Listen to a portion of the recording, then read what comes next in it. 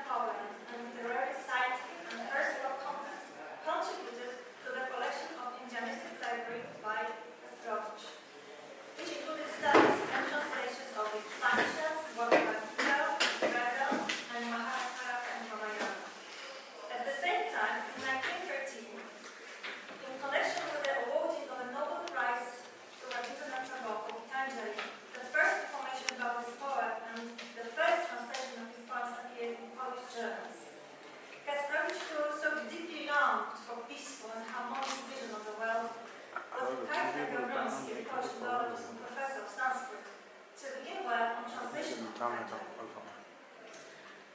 which he completed in April. And at the same time, he began writing the book of the poets, just after the translation of Tanjali. Leon Porzewski, the professor of philology, already noticed the possibility of affinities between the book of the poor and Gitanjali.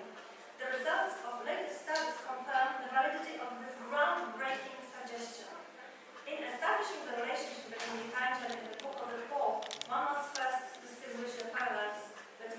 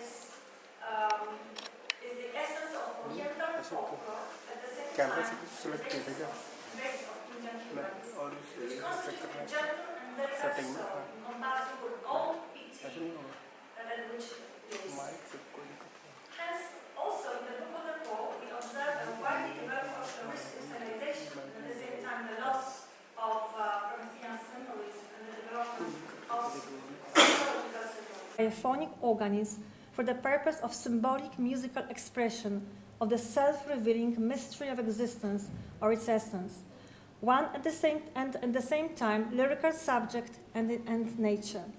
The dominant of this organism is the poet's nature, the lyrical subject situated as the self in the center of the cosmos, and the instrumental evocation, whispers, after whispers, echo, halftones, symbolizing the pulsations of the mystery of existence in nature and in the human heart. It is this Upanishadic mysterious motif of expression that is obvious and main analogy between Gitanjali and the Book of the Poor in terms of artistic ideas and solutions. Therefore, Kasprowicz expanded the expression of this motif into the melody of eternal return, the instrumentation of which constitutes the verse, stanza, rhythm, and composition of the vast majority of songs in the Book of the Poor. The instrumentation based on a system of rhythmic repetitions, parallelism, anaphoras, tautologies, refrains, which organize the logical and musical circle of eternal return in the composition, is the atmospheric background and the mirror of eternity. Overcoming Schopenhauer's determinism of the wheel of time through Vedic symbolism is the most important feature of the art of the Book of the Poor, derived from reading Sadhan and Gitanjali. Here are two lines from Song 2 that provide an image of this new synthesis. In your steady will, eternity walks with you. If we reach for Polonization of Gitanjali, made by Tagore, and his Book of the Poor, we are dealing with the direct filiations in the form of thematic borrowings, emotional and mood motifs, and the reminiscences. The juxtaposition of hymn 39 and song 36 is an example of this time of filiation. So in Tagore we read, when my heart is hard and parched up, come up with a shower of mercy. When grace is lost from life, come with the best of song. When tumultuous work raises its din on all sides, shutting me out from beyond, come to me, my Lord of silence, with thy peace and rest. When my beggarly heart sits crouched, shut up in a corner, break open the door, my king, and come with the ceremony of a king. When desire blinds the mind with delusion and dust, O thou Holy One, thou wakeful, come with thy light and thunder. And under the influence of this song, Kasprowicz wrote his hymn, I would like to open my heart today, like on a spring morning. The church gates is open with a sacristian hand. But today I see that it is dusk, and into this temple of mine, the glow of the awakened world will not flow in a lavish river. And I do not insult you for this. I raise these only prayers, that your steps may lead you to my doorsteps. Enter them. It is all the same to me whether you will brighten my heart, or perhaps darken it even more. I will gladly open it to you. It is all the same to me whether you will enter the depths of my greedy insight, like a thunder and lightning, or as the most holy silence. Whether as a powerful desire or renunciation, it is all the same, as long as you will only expound the essence of my inside. If only you would acknowledge them. That is what I fear. Will it be able to encompass you, this dark insight of mine today? Gitanjali and Kasprowicz, the Book of the Poor, are two mirrors of eternity. The poetic visions reflected in them look at each other. They recognize a common Indian and European heritage. Each of them is a model of Upanishadic lyricism and the revelation of natural poetry, opposed to literary and humanistic decadence. Okay, thank you.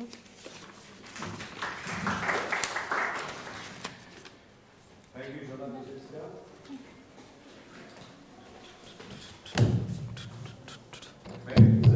Hello. Check one. Hello. क्या दिक्कत है इसमें?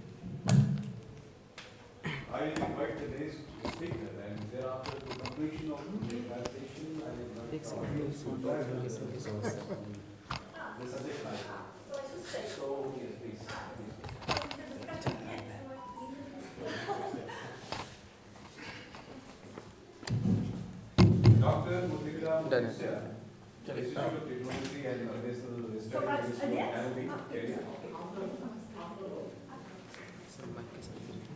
Mutinda Mutisya is the subject of his presentation is contribution of Global South Indigenous knowledge and epistemologies in creating order. A decolonial perspective analysis of China, India, and Africa. Right. Over to you, sir. Thank you, Prof. You can be going to the next. Yeah, my name is Dr. Mutinda Mutisya, as it has been stated. I teach at the University of Nairobi in the Institute of Diplomacy and International Studies. So my paper is organized on the following sub-thematic areas. Because I may not go through the whole paper. So there is an introduction which will tend to define what we mean by indigenous knowledge systems and epistemologies. Then the role of the Global South in reshaping global governance. My thesis is basically to analyze how indigenous knowledge systems and epistemologies in the Global South can be used to reshape, to re-engineer, to reorder a new international order.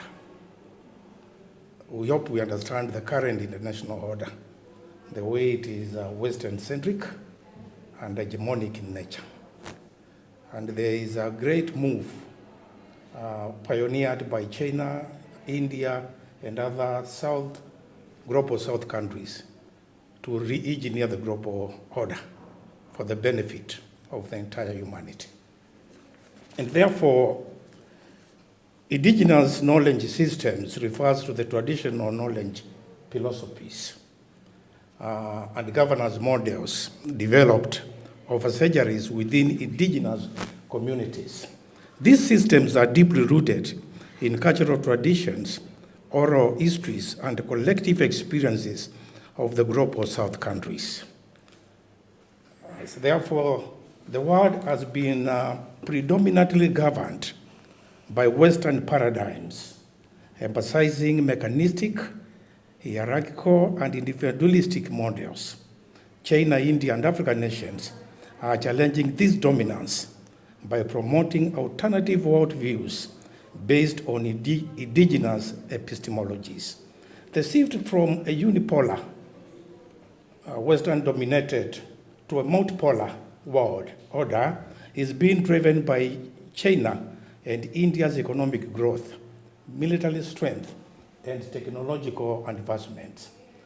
Africa's cultural resurgence, political influence, and the resource-based economic leverage, which can be explained within the paradigm of Africa is rising, is also a contributing factor to this new order design. The significance of decolonial approaches. Colonial legacies have marginalized indigenous knowledge and prioritized Western thought as universal.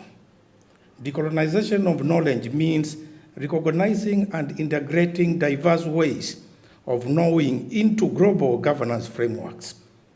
IKS promotes a holistic, fair, and sustainable approach to governance, offering an alternative to exploitative and sustainable and hegemonic Western models.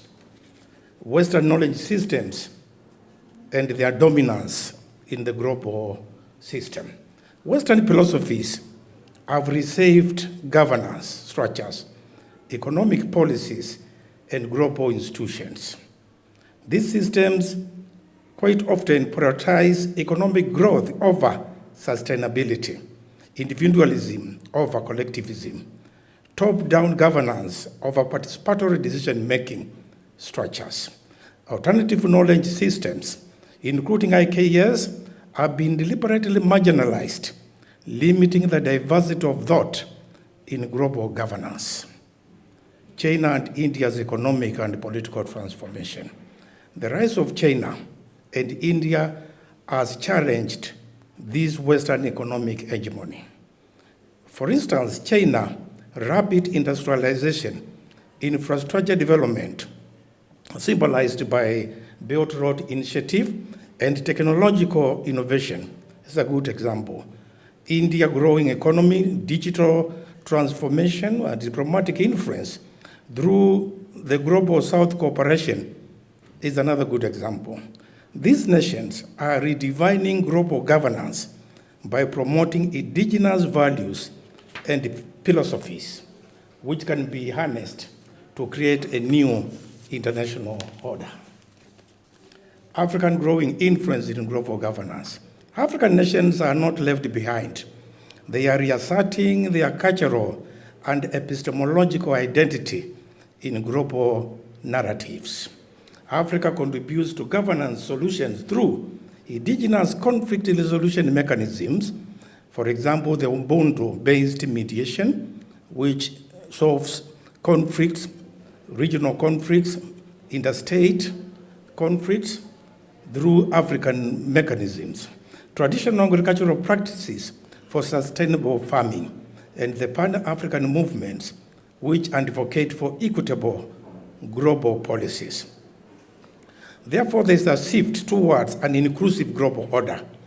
Current global challenges, for instance, climate change, inequality, political instability, cannot be effectively addressed by the Western governance models alone. Countries in the global South, therefore, are incorporating the indigenous knowledge to create alternative governance frameworks. This marks the beginning of a new multipolar world order where diverse knowledge systems coexist and influence international policies.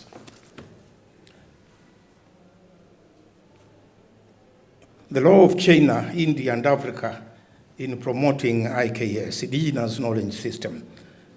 Here I want to give a few examples of how this can be done, or rather is being done. China, Confucianism and its emphasis on harmony, mutual respect, and diplomacy. India, Vasudha Iva Kutumakam, is it? Yes. This word that which says the world as one family, promoting cooperation and global solidarity at the global stage. Africa, the Ubuntu philosophy, emphasizing collective well-being, justice, and sustainability among the communities. This philosophy, the Ubuntu philosophy, which says, I am because we are, and because we are, therefore I am, signifies the togetherness and the need for collective system to address all challenges in the community. And that can be transplanted to the international system. These philosophies challenge Western individualism and advocate for community-centered governance. So you can see the two countries. Africa, I'm taking Africa as one, and how there is an interrelationship of their philosophies to create an international system. So I need also to talk about the theories which I have used in this study to create a theoretical framework. So,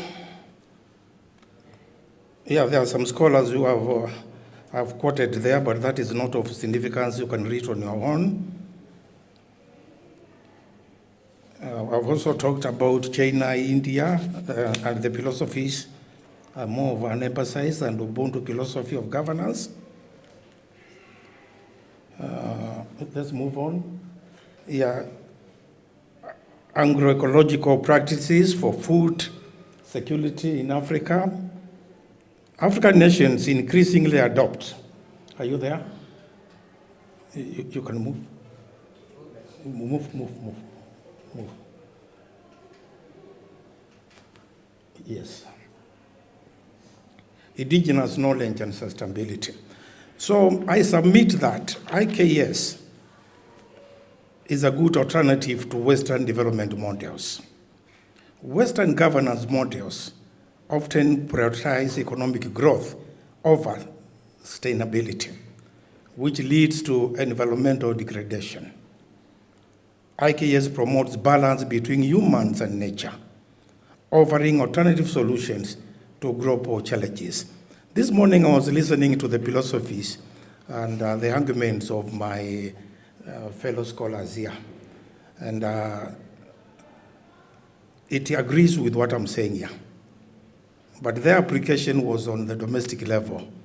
I'm only shifting that application to the global governance system. So African agroecological practices for food sustainability, how African nations can use indigenous farming knowledge, which can be combined with modern techniques to ensure food security. So local knowledge, biodiversity conservation, and food sovereignty is very important for the developing nations of Africa. So China, harmony with nature in governance. The philosophy of Confucianism encourages environmental responsibility and sustainable governance. China integrates indigenous principles into its climate change policies and ecological conservation efforts. Are we there? By embracing IKS, the world can restructure international governance to be more inclusive and environmentally conscious. My theoretical framework is based on the decolonial theory and the social constructivism theory. Decolonial theory challenges Western dominance in the international governance system. It focuses to deconstruct imperialism in knowledge production and governance. For how long are we going to rely on Western literature in international relations, in politics, etc., etc.? Western-centric systems overshadow indigenous knowledge from the global south, and therefore there is need for decolonization of knowledge in order to create a fair, balanced international system. So I've mentioned some of scholars who advocate for that. With social constructivism, Alexander Wendy, argues that international governance is socially constructed through shared beliefs, norms, and collective identities. But the question is, where are the beliefs, the values, the norms, and identities of nations of the global south? So that is what we need to input in the global governance system for it to be fair for all of us. And therefore, these two theories, there's a way they can be synthesized. And of course, more other theories, depending on a scholar's theoretical orientation, to be able to come up with a theoretical framework which will inform our scholarship on contribution of global south to a fair international system. My findings are there. Of course, this is work in progress. I hope by the time you go to press, I will have done my final paper. And therefore, esteemed fellow scholars, my thesis is the current international order or governance must be reconstructed. The contributions of Global South, indigenous knowledge systems, and epistemologies must be included in restructuring, re-engineering, reordering the current global system. Thank you. Thank you very much, Mutinda Mutisya. You presented on the subject. We'll invite audience to interact with you after the session is completed. May I please invite the third participant, Dr. Chandra Dev Bhatta from Birmingham University. Chandra Dev Bhatta is to present on the subject debunking the idea of Westphalian states, redefining Nepal and India from the perspective of civilizational states. And Chandra Dev Bhatta is a political scientist trained at Birmingham University and LSE. He has research experience at Washington University and St. also. He has also published extensively in different journals. And he has so many books in his credit on the subject related to international relations. So, over to you, sir. Thank you. I'm sorry, I really don't have a PowerPoint presentation. I normally don't do that. I believe in the more oral presentation, so I will speak whatever is there in my head. So I don't know whether I will be structured or not, but most of the time that's what I do. The idea, the main theme of my presentation is debunking the idea of Westphalian nation state. I think earlier presenter has already talked about how international, the international political structure or developmental structure or the Western theories have been creating a lot of problems, not only with regard to the governance but also with regard to the development as well. So I don't want to dwell on all those theories, but my only idea is I just wanted to make some sort of critique to the idea of Westphalian nation state. That's the one system which has been governing for a long period of time. All other systems, I think, are the byproduct of that Westphalian nation system. So the main argument here is, you see, the cognitive imperialism is sometimes more dangerous than the direct colonialism. That creates more problems. And in the morning session, Professor Sharma has highlighted about the Indian knowledge systems, and earlier two sessions were also entirely focused on the knowledge system of the Bharat. We've talked about what is there in the Ved, we've talked about the ecosystem, we've talked about the ecology, a lot of things have been discussed. Now the problem lies, that knowledge has been there for a long period of time. They were not really inventing something new. The part of the problem lies here, how do we translate that knowledge system in our day-to-day life of an individual, day-to-day life of the nation state? If we don't really do that, I don't think we will really be moving ahead. The knowledge that we talk about will just be limited in a book, and we will not really be able to practice it. In fact, we all know I don't really need to emphasize this, that every society has their own knowledge system. As Professor earlier said, in Africa they talk about the Ubuntu, you said, the well-being of I exist because society exists. That's what the idea. So in our part of the world, we talk about the Vasudhaiva Kutumbakam, the world is one family. The Westphalian nation system somehow it divides the world into the different parts. The territorial, you lay more emphasis on the geography.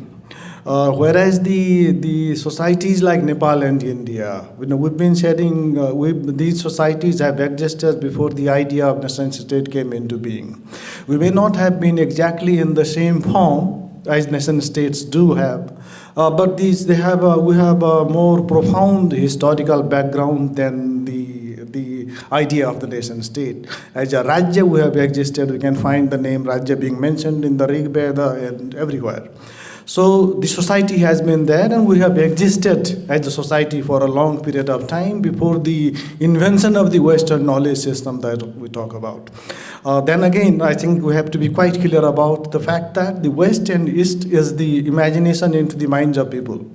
There is nothing such exists because the world is flat. Then these are also the human creation. We've said West, some said in the East. That creates another problem.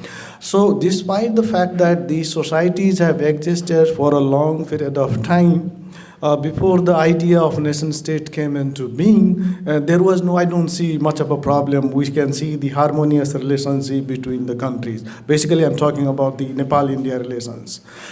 Like, as we became a member of a nation state, like we were started defining ourselves as a member of that Westphalian nation state, then somehow the problems emerges not only at the one level but at the multiple level.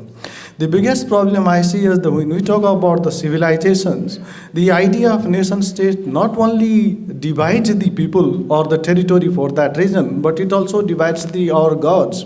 If you apply that formula of a nation state, somehow Buddha becomes Nepali god and Ram becomes an Indian god. Then how do you strike a right balance there? Like this debate has been going on for a long period of time, right? In Nepal, in India. If anybody says like Buddha was born in India, then people in Nepal start agitating, right? Same thing. Then the same thing applies to the other parts as well. So the main argument here is, I think we really need to understand the nitty-gritty of our own system of governance. I'm sure there must have been the one for a long period of time. With the rise of Westphalian nation state, somehow the indigenous knowledge that we talk about, governance system, different types of governance system, different time frame. In a Vedic time, there was a different governance system. After the post-Vedic era, we can see in the different types of governance system, they have been circulating in the society in one way or the other. But somehow with the rise of the Westphalian nation system, our indigenous knowledge of not governance has somehow, we've lost it. We don't have that knowledge system anymore with regard to the governance. Like we entirely rally behind this political system that was created in a different context, different time frame, like space and times. Like, why the Westphalian nation state was created in the West in 1648 was a different context, because they have been fighting for a long period of time. They brought the idea of nation state. Perhaps this will create some sort of peace in the West, but that did not work out. That did not happen even after the 1648 when Westphalia came in. West started, the Western countries, they had different types of war. There were 100 years war, 30 years war, different types of war. They have been fighting until 1945 when they created the present political system. The Enlightenment, they so greatly talk about, somehow does not necessarily appreciate the spirituality or the civilizational values as well. Whereas societies like ours largely believe in spiritualism and civilizational heritage. They don't really appreciate that part as well. The other important part I really wanted to talk about is the Western knowledge system. Somehow, they developed through the idea of Cartesian science, that divides whole into parts, Brahman into parts, you can say.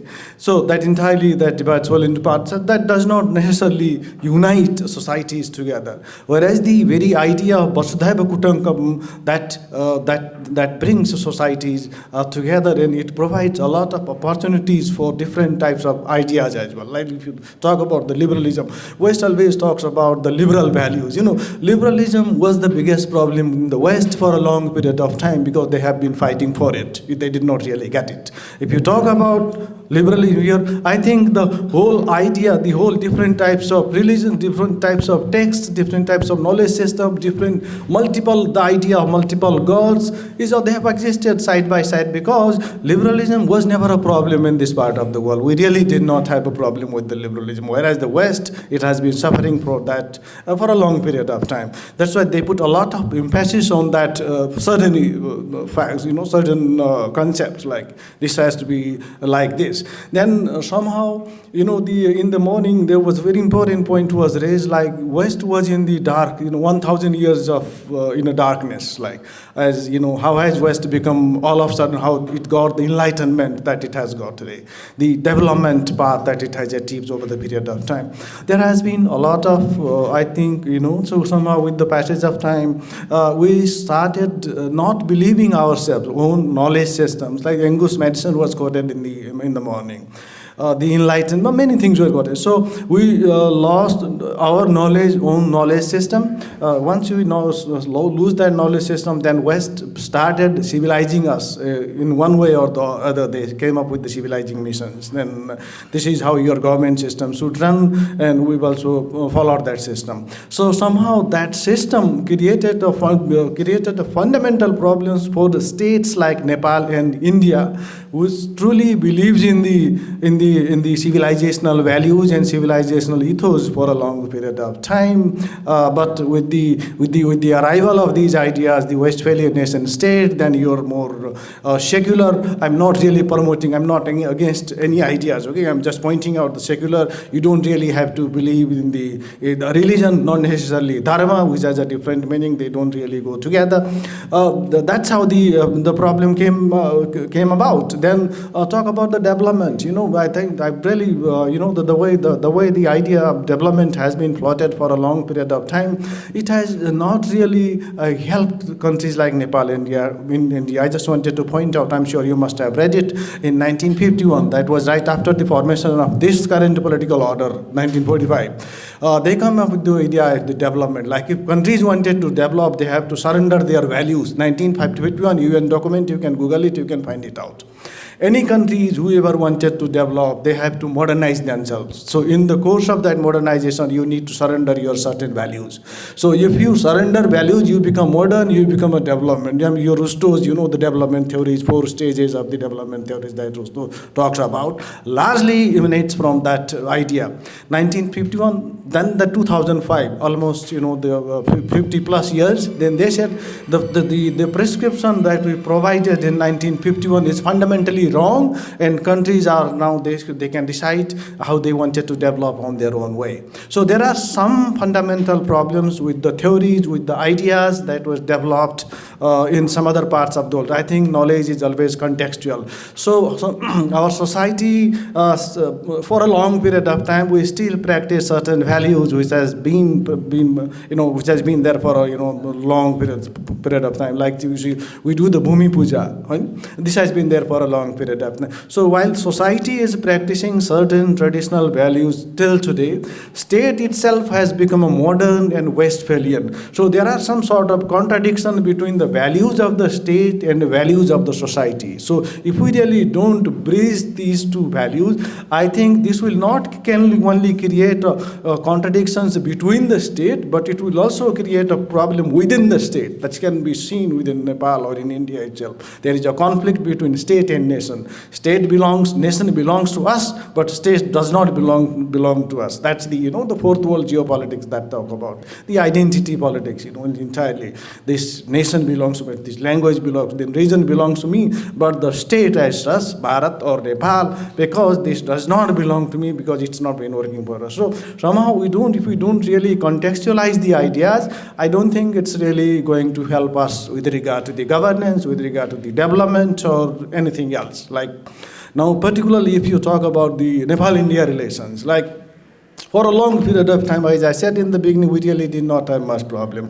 Problems started cropping up in 1940-50 when we signed the Treaty of Peace and Friendship. You don't see really happening peace and friendship, at least at the people's states level. I don't see any problem at the people's level. Then what are the reasons? We've not really tried to find out. We always talk about the borders and things like that, but there are certain narratives that we need to change. If we don't really change that narratives, I don't think we're really going to have that peace that we all wanted to have. Otherwise, this Punya Bhumi or Dev Bhumi that we talk about will turn into a Ranabhumi. The strategic land, so that's how it has been happening over the period of time. And there is a connection as well. If you look at this, I don't think we are a two different sovereign state, but at the same time we are a one nation. In a sense that we practice the same religion, same values, everything. So two sovereign, independent political state, but culturally and civilizationally we are a one nation.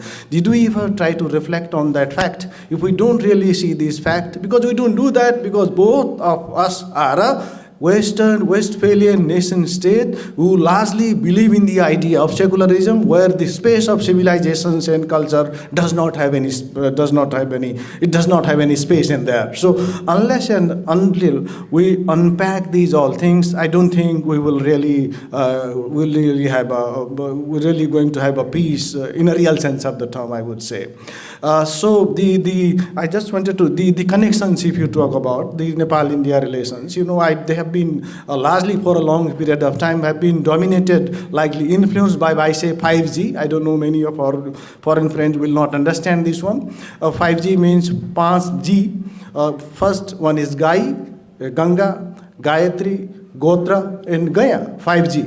We all believe in these until now. I said it until today, right? People from both sides of the border, they largely believe in these 5G. A lot of people from Nepal travel to the Kumbh Mela, which has recently been concluded. So these 5Gs, they have been largely influencing the societies. Societies has been kept intact from these values. But if you look at the state, I don't think that we don't see any societal values reflected in the governance mechanisms of the state. When states make decisions, they somehow don't really keep these things into considerations, and then the problem starts coming up. So Westphalian idea of nation state somehow contradicts with the idea of a civilizational states, which Nepal and India are, right?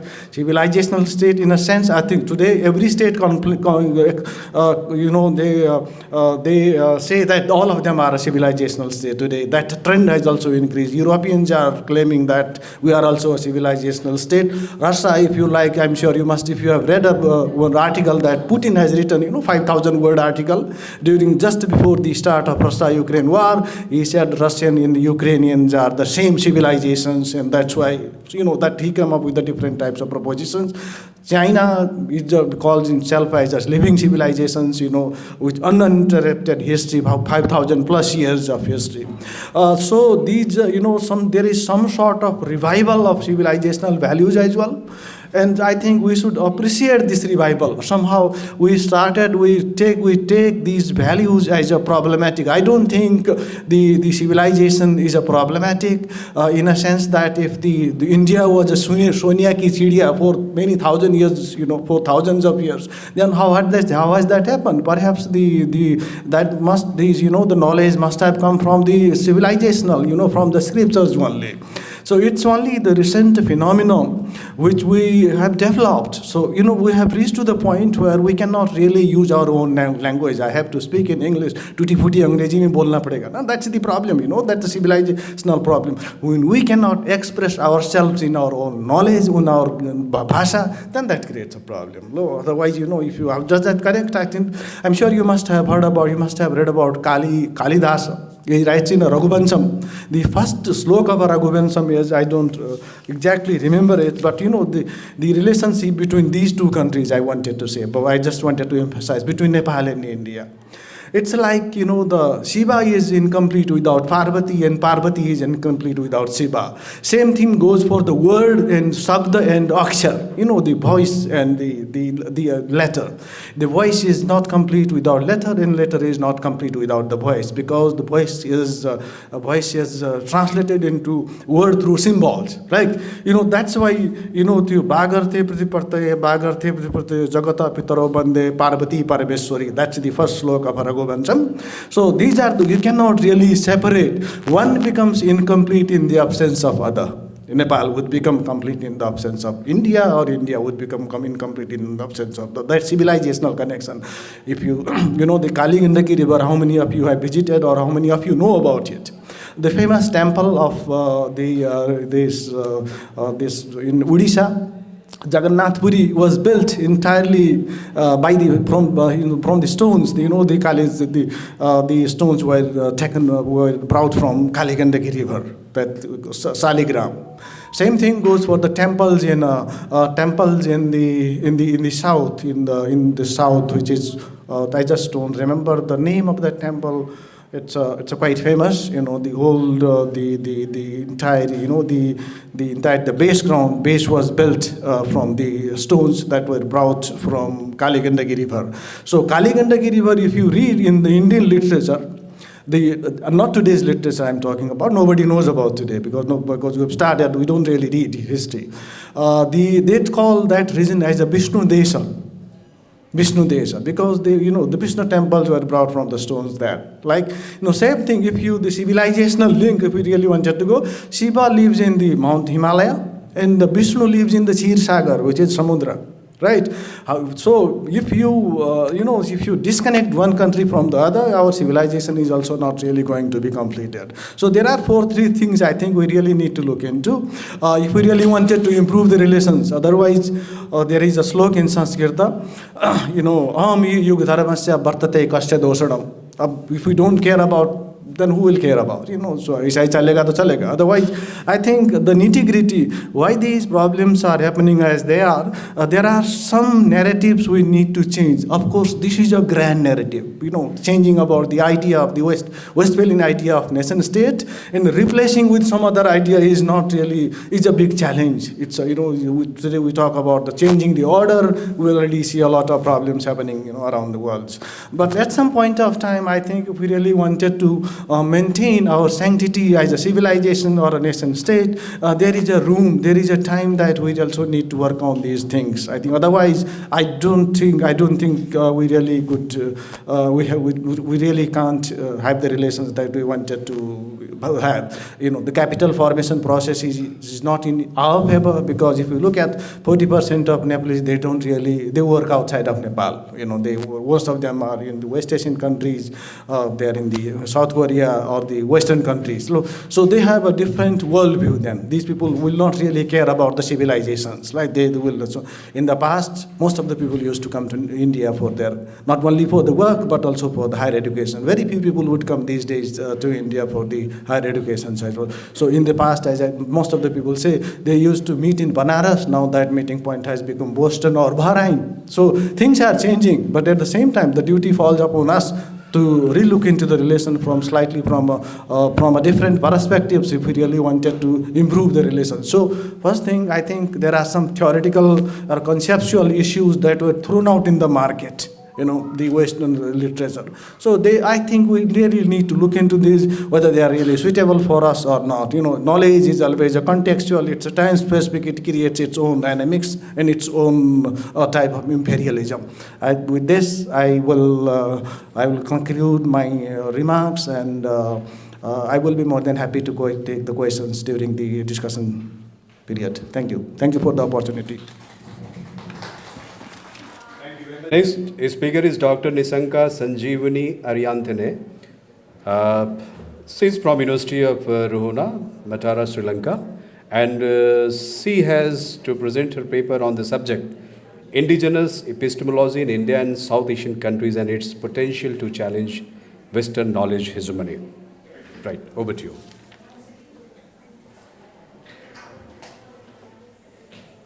I would like to thank to all the organizing committee to giving this opportunity to present my research finding. Okay, I am Nisanka Aryaratna from University of Ruhuna.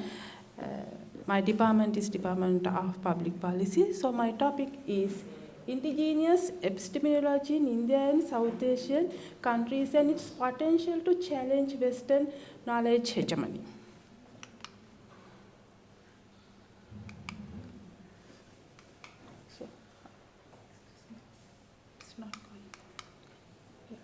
Okay. My research depends on following topics. Introduction, research objectives, research question, research gap, research methodology, research finding, and conclusion. So in the introduction, Western knowledge has criticized indigenous knowledge as residual, traditional, and backward. The epistemological foundations are arguable in two fields. Western epistemology believed its scientific method was the only method to generate objective knowledge. Conversely, it called indigenous knowledge unintellectual and questioned its epistemological background and its potential to resolve human-related issues and achieve development. So, research objective, the principal objective of this research web is to examine the potential of indigenous epistemology in India, prominent South Asia, to challenge Western epistemology. The research problem, the main research problem of this study is why Western science demeans indigenous knowledge and why they point out as dangerous to implement. Subsequently, this paper investigates the reclaiming of indigenous knowledge to avoid harmful side effects from Western scientific epistemology. Research gap. The research has several studies about indigenous knowledge and its potential, but there is dearth of studies on its potential to challenge Western epistemology. This research mainly aims to address that intellectual gap. Yes, research methodology of the study. The selected research approaches are historical and descriptive for this study. This research mainly discusses the historical evolution of indigenous epistemology since prehistorical, ancient, and modern eras, and this study investigates various historical events of social changes. Therefore, explaining and analyzing some historical evidence collect many relevant historical facts to analyze research problem. Data analysis subsequently collected evidence has examined relationship between historical factors. Then this research used to the descriptive approach to explain relationships, explain events, and gain a deeper insight into past happening. This research depends on secondary sources, which are books, excavation reports, research articles, and research paper available on the internet. Research findings. So the theoretical argument of the epistemology. First, I would like to talk about that. The epistemology and human evolution occurred together, and its turning point was development of brain, and human acquired the capacity of language. From the beginning of civilization, though, people wanted to express their capabilities without developing language. For instance, more than 4,700 inscriptions were found in Doravilla archaeological site in West India. The term epistemology is derived from the ancient Greek term episteme, which means knowledge. However, the term appeared in the history of epistemology in 19th century. Some scholars and philosophers stressed that it was rooted in ancient Greek period and gave a higher priority to Greek philosophers, including Plato and Aristotle. Nevertheless, epistemology beginning in a critical and should not conclude its origin from European or Western philosophy. As Louis Henry Morgan explained in his book, Ancient Society, and Friedrich Engels' book, The Origin of the Family, Private Property and State, 1894, both explain the prehistoric community also contributed to producing knowledge to solve prevailing challenges in their lives. Epistemology and its main approaches. The definition of epistemology differs in terms of its main approaches: positivism, interpretivism, and pragmatism. Positivism in general, the hypothesis is that the knowledge is objective and it can be measurable. Moreover, positivist research is free from personal prejudice and dependent theories have a very high potential to testable. The interpretivism is another branch of epistemology, and that approach emerged when positivism was playing dominant role. Positivism and interpretivism pointed out considerable difference in ontology and epistemology. Interpretivism rejects the objective view of emphasis the subjective meaning of study subject. Pragmatism is a third branch of epistemology, and its main argument that knowledge is always based on experience. The emergence of pragmatism then developed as an intellectual movement in the mid-19th century. However, positivist approach became dominant among the above three approaches due to its power of empiricism, skepticism, and objectivity. It is clear that scientific objective knowledge vastly increased man's knowledge of the physical world and resolved most philosophical questions. Hence, they established hegemony of the field and the legitimacy of the scientific knowledge. Thus, their dominant perspective questioned social sciences' objective capacity, and debate in the philosophy of social science stressed producing objective knowledge and that it should include scientific method in studying human society. However, it was a serious misunderstanding of Western positivistic epistemology, and the debate started century ago and continues. Philosophers from the West are trying to emphasize epistemology as a Western inheritance. On the other hand, they let down other epistemological findings and questionist ontology in terms of their scientific claims, method, and results. Indeed, it is one side partisan, and through that notion, they mainly wanted to handle the world via Western epistemology and establish its hegemony. Nevertheless, epistemology is not a right to be confined to the West, not only, but the rest of the world has also invented epistemological knowledge to find solutions for particular issues in human lives. For instance, Indian Ayurveda has been practiced since the 2nd century BC, and Ayurveda system conducted via two ancient schools of, for example, Naya and Vaishika.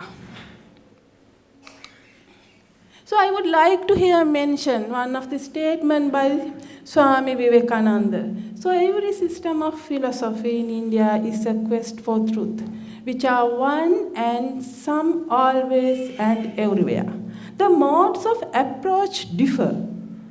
Logic varies, but the purpose remains the same, trying to reach the truth. Colonization in South Asia. Western epistemology constructed its hegemony with the positive innovation in the age of discovery, and such physical findings were further strong due to their credibility and accuracy. The Portuguese, Dutch, English invasion used their scientific and technological invention to establish imperialism and exploit colonial countries. Colonization in South Asia first created social inequalities, creating socio-economic disparities, systematic discrimination and exclusion, and also hindering the indigenous ability to participate fully for the benefit from the development process.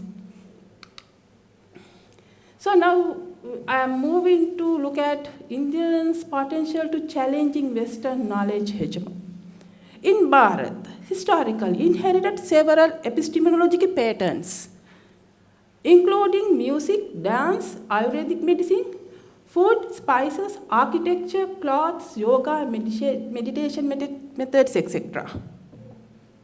Since the beginning of the civilization, Bharat people have been grateful and gifted all their discoveries to the world for human remedy without expecting any profit.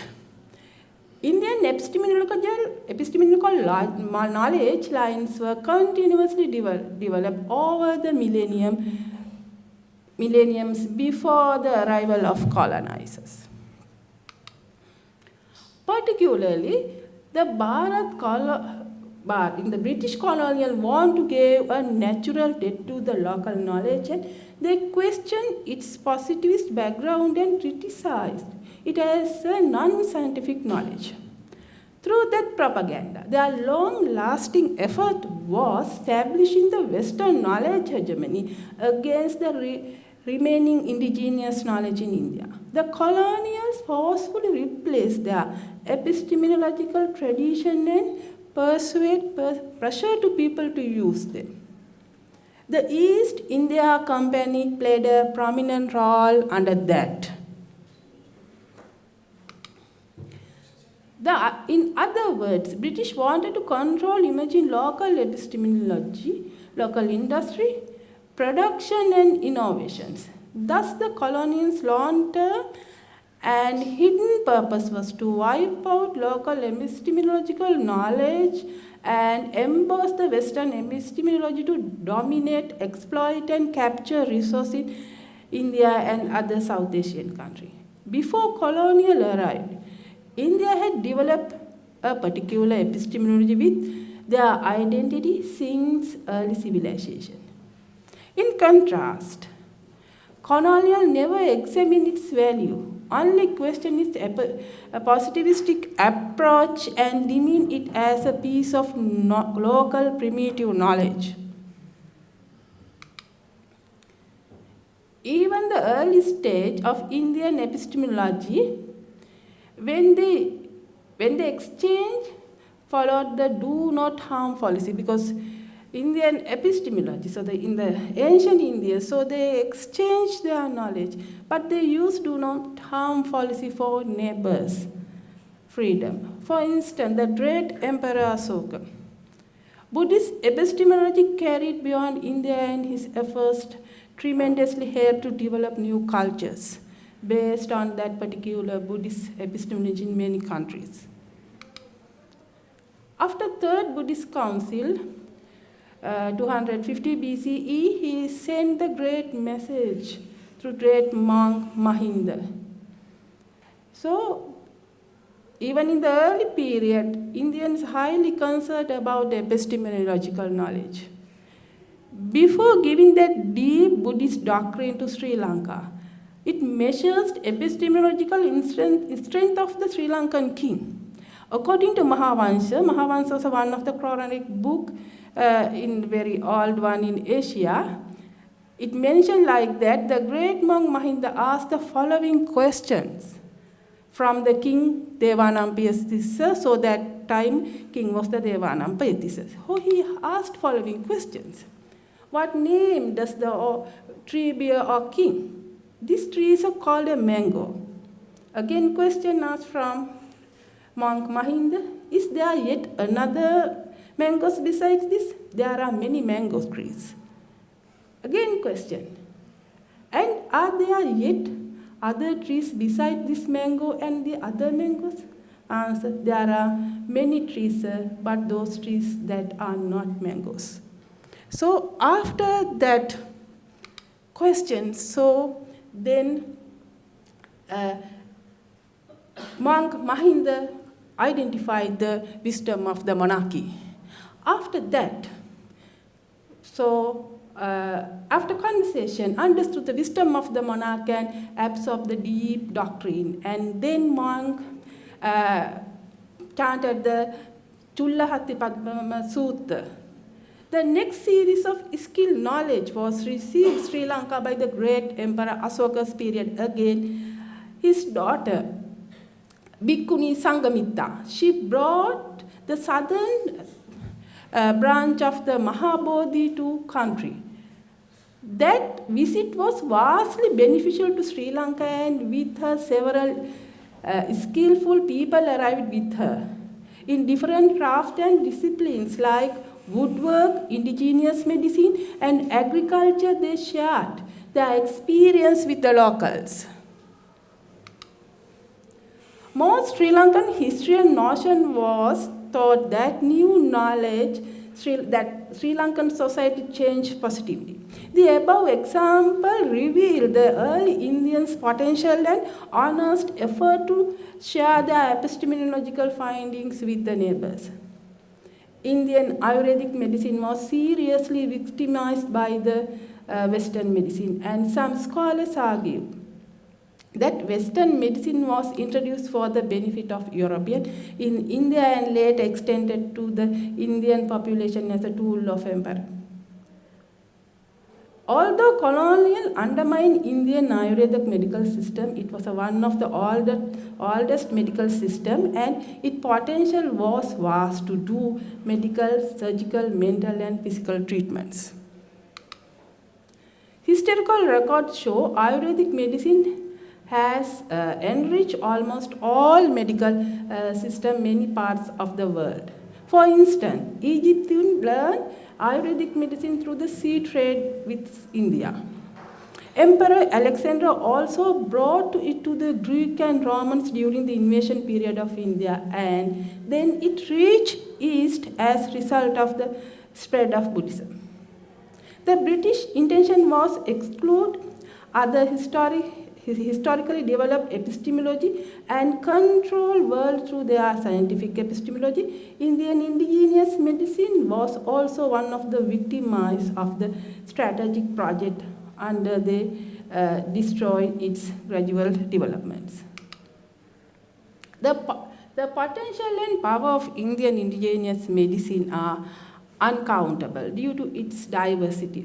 For instance, India has approximately 40,000 plant species and about 15,000 medical plants. Among them, 7 plants used Ayurveda, 700 Unani medicine, and 600 is Siddha medicine. It is important to initiate discourse and propaganda to revamp indigenous medicine, and it will help to reduce communicable and non-communicable disease in India and South Asia. Indigenous aesthetic is one of the greatest epistemological gifts to the world, and it originated from Vedas around 4,000 years before. Indian music was another epistemological branch, and for entertainment, enhancing memory, boosting energy, and creating liveliness in human life. Diverse musical instruments were another aesthetic epistemology discovered by ancient Indian ancestors since early civilizations. So today, Indian instruments have become an integral part of the musical concept. However, their evolution started in Vedic period. The evolution, Krishnaswamy, 1889, explored through his influential book Musical Instrument in India as follows. In the course of her long history, India evolved a very wide variety of musical instruments. These are classified under 4, like namely Tata, and wind instrument, etc. Indian aesthetics branch never challenged to or attack any tradition, and their greatest aesthetics knowledge was disseminated worldwide without expecting any advantages. In the real story of Indian epistemology, colonizers forcefully disconnected its natural development and replaced it with the own to achieve their commercial, administrative, and administrative purposes. Is Western epistemology positive? This is one of the problems we have to discuss. Their epistemology is not positive and put more weight on discovering atomic bombs, nuclear weapons, biological and chemical weapons, anti-personnel landmines, etc. Indeed, the above findings may demonstrate the highest profile of science and technology, but the purpose was destroying human lives. For example, Second World War, industrial waste, and artificial intelligence now we are facing. One of the issue in many sections. So then, Western epistemological hegemony is constructed on a risky foundation, and their positivist knowledge fails to mitigate its diverse effects. Hence, it is time to recognize indigenous epistemological strength to avoid dangerous hazard from Western. It is important to note that indigenous discoveries of food production and preservation method were natural and not harmful to human body. In India and other parts of South Asia, indigenous farmers acquired better knowledge of identify soil fertilization and eco-friendly methods of agriculture.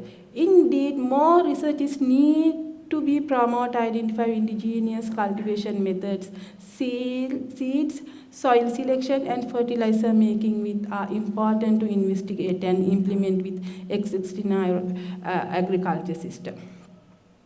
Indigenous medicine is another sector that is essential to regaining its best practices to prevent and treat emerging and re-emerging diseases. As a byproduct of colonization, the British education system was introduced. And the main purpose of colonial education was,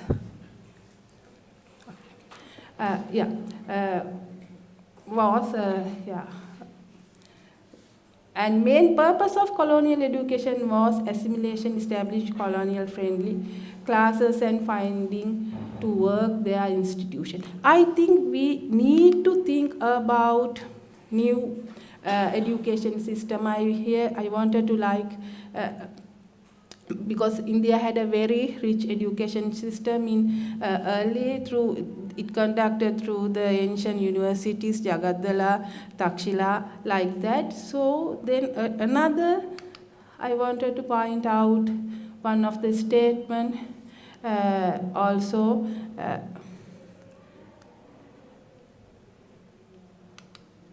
So, in the conclusion, Western knowledge hegemony highly depends on the positivistic epistemological knowledge branch and criticize other indigenous epistemological disciplines without fair analysis.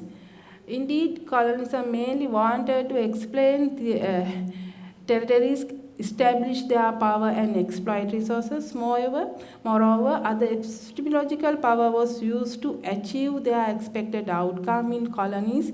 In the 16th century, the epistemological finding used conquest of countries rather than use this human betterment. Indian civilization had a prominent epistemological knowledge in advance compared with Western, which had gradual development. It was not just an emergency one.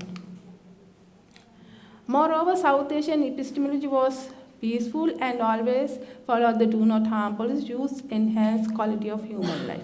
Ancient Indian played a tremendous role exchanging her epistemological finding with South Asian neighbors without selfish purposes like destroying countries. However, in the post-independence era, one of the salient features was that Western epistemology embossed our system and created a lot of issues and failure to find solutions.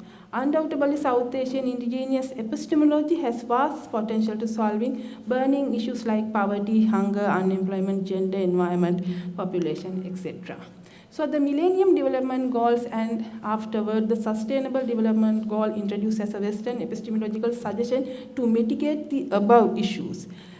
As we all know, the Millennium Development Goals are outdated without expected outcome, and Sustainable Development Goals are still dilemma for South Asia. Western epistemological concepts are not strong to find solution for South Asia. Hence, we need to find out South Asian goals with our indigenous epistemology, and this is the correct time to discover its potential. Thank you.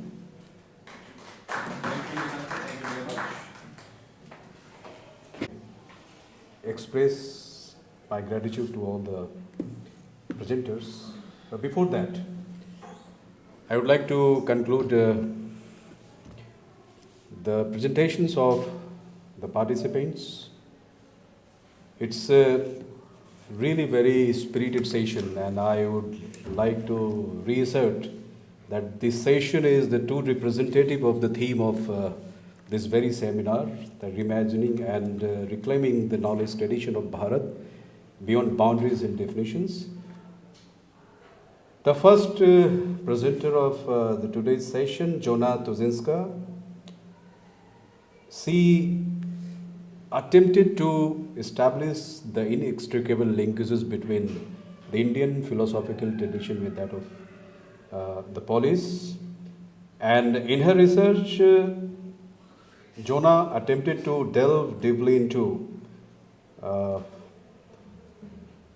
that how the police literature received the influences from the Indian philosophy, and specifically picking up the two great literary giants of the two societies, Kasprowicz and Tagore. And the work she attempted to research in was the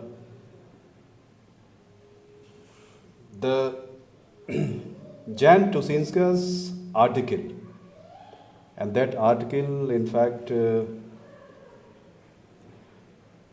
draws a parallel between the Vedic Russian concept of the emotionality of nature and the corresponding pattern of the aesthetic consciousness rooted in the Upanishadic formula Tat Samsehi.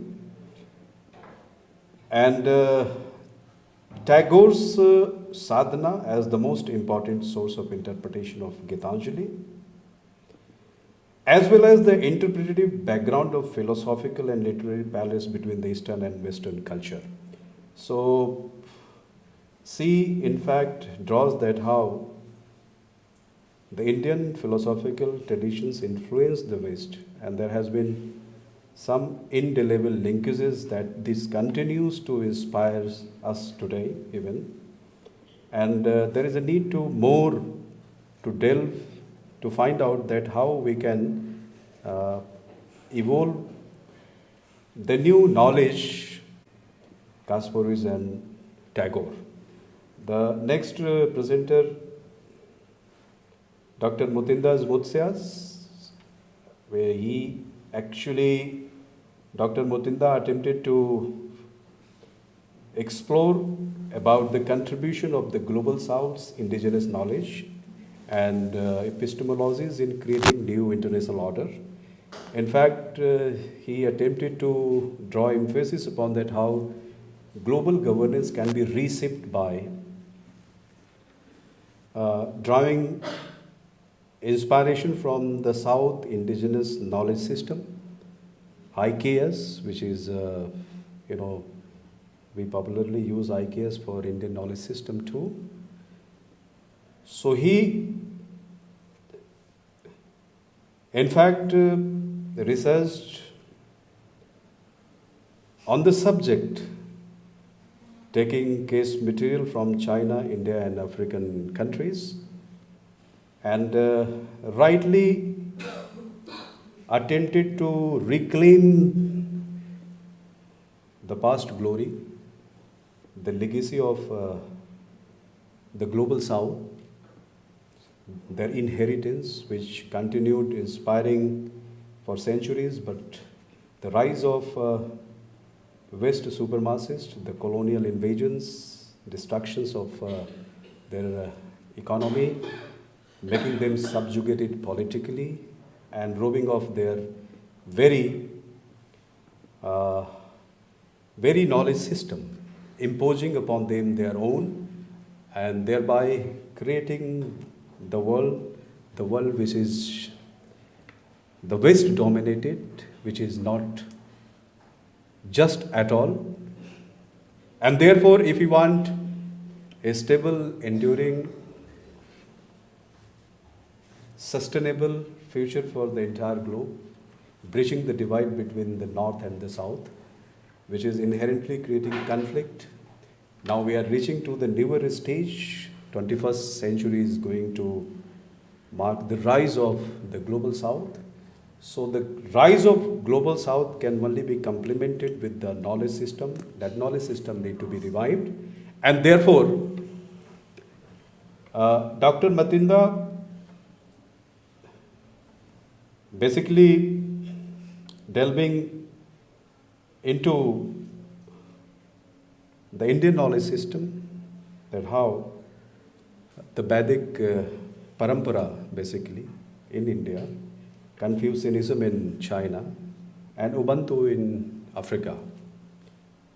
The basic foundation can be erected again to find out the challenges the world confronting now, and therefore it's a very good presentation by Dr. Mutinda. Next presenter in this series, Dr. Chandra Dev Bhatta. Dr. Chandra Dev Bhatta also attempted to debunk the idea of Westphalian nation states, and therefore Dr. Bhatta presented his paper drawing the perspective, that the civilizational states, the two civilizational states, India and Nepal, though divided by politics but united by culture, how can they reinforce each other by strengthening their cultural relationship and making the culture a driving force or inspiration to sort out the political problems often erupted, and therefore as we feel that we are getting bogged down by some intermittent challenges, so those challenges are ephemeral. What he attempted to establish, that when we look into the long past, it's very difficult to distinguish. So we are inextricably linked with each other culturally, and therefore the very relationship, the very foundation of our relationship is still continue nurturing, and therefore amidst many challenges we release, and therefore he gave many examples. He enriched his paper by citing from the past to the current the development, like it was felt in Kumbh, Nepal and India. The two countries were not divided by the political boundaries, and therefore why not to take advantage of culturally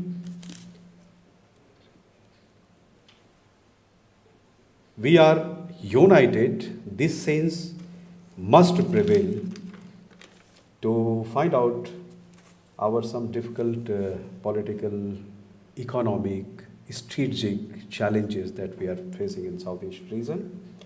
And the next presenter, the last one, Dr. Nisanka Sanjeevani. Similarly, she attempted to reassert rather, that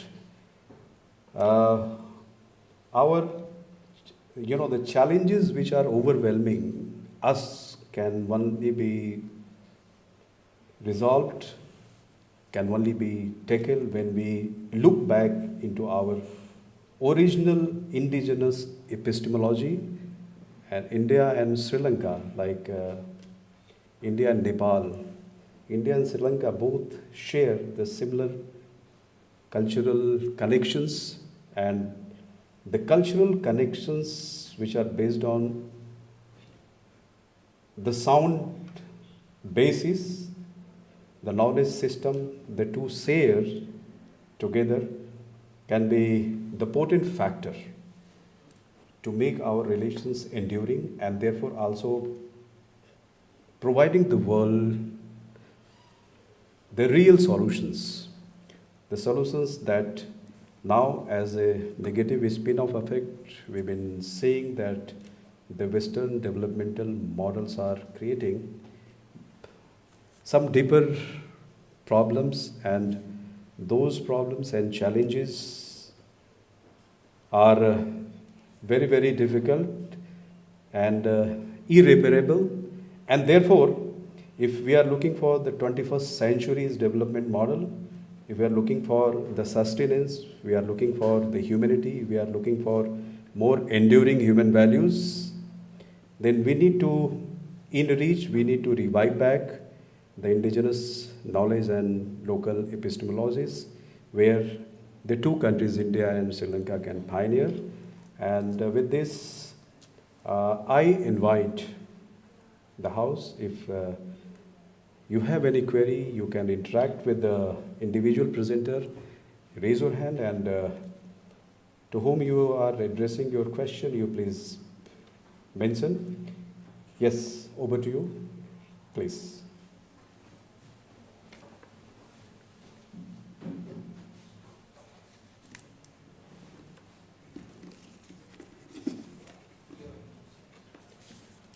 You want to come over here to ask questions?